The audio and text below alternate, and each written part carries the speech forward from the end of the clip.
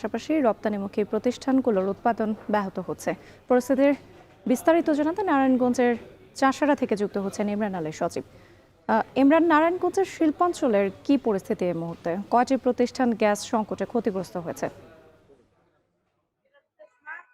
হ্যাঁ, আপনি সারা বাংলাদেশে কিন্তু গ্যাসের যে সংকট সেটি কিন্তু চলমান রয়েছে এবং নারায়ণগঞ্জেও কিন্তু সেটি আসলে পেছিয়ে নেই। নারায়ণগঞ্জে কিন্তু শিল্প অঞ্চলে কিন্তু গ্যাসের সংকট রয়েছে। তবে নারায়ণগঞ্জের শিল্প মালিকরা যে কথাটি বলছেন, স্বাভাবিক সময়ে যেই গ্যাসের যে চাপ সেটি কিন্তু এখন আরো কমে এসেছে।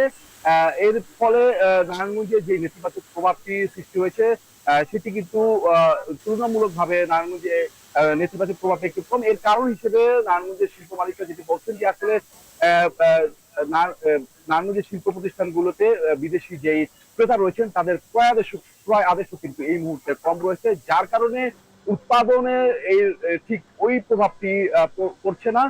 তবে সমস্যা কিন্তু রয়ে গেছে। নারায়ণগঞ্জের প্রতিটি শিল্প প্রতিষ্ঠানে কিন্তু গ্যাসের সংকটের কারণে উৎপাদন ব্যাহত হচ্ছে। ম্যাক্সিমাম মালিকদের সাথে, বেশিরভাগ মালিকদের সাথে আমরা কথা বলার চেষ্টা করেছি, আজকেও কথা বলেছি, আমরা বিকেএমইর সাথে কথা বলেছি এবং বেশ কিছু প্রতিষ্ঠানের সাথে কথা বলেছি। তারা যেমনটি জানিয়েছেন যে এই গ্যাস সংকটের কারণে আসলে যেই নিট পোশাক, সেই পোশাক তৈরির যে একেবারে প্রথম যে স্তর স্পিনিং মিল, সেই স্পিনিং মিলেও কিন্তু সুতা উৎপাদন ব্যাহত হচ্ছে। পাশাপাশি সেই কাপড়, সুতা থেকে কাপড় উৎপাদন সেটিও ব্যাহত হচ্ছে এবং পরবর্তীতে সেটি যে ডাইং এর যে বিষয়টি রয়েছে, ডাইং করার ক্ষেত্রে কিন্তু সেই সময়টি ক্ষেপণ হচ্ছে এবং পরবর্তীতে সুইং করে ফিনিশিং করে বায়ারের কাছে পণ্য পাঠানো পর্যন্ত যে একটা সময়ের যে বাধা ধরা যে একটা সময় থাকে, নির্দিষ্ট সময়, সেটি কিন্তু আসলে তারা সেই সময় মতন পণ্য সরবরাহ করতে পারছেন না। তাতে বলা যায় যে নারায়ণগঞ্জে সব মিলে গ্যাসের সংকট চলমান রয়েছে। এই ছিল আমার কাছে রাত্রি সবশেষ নারায়ণগঞ্জের শিল্পাঞ্চলের গ্যাস সংকট নিয়ে।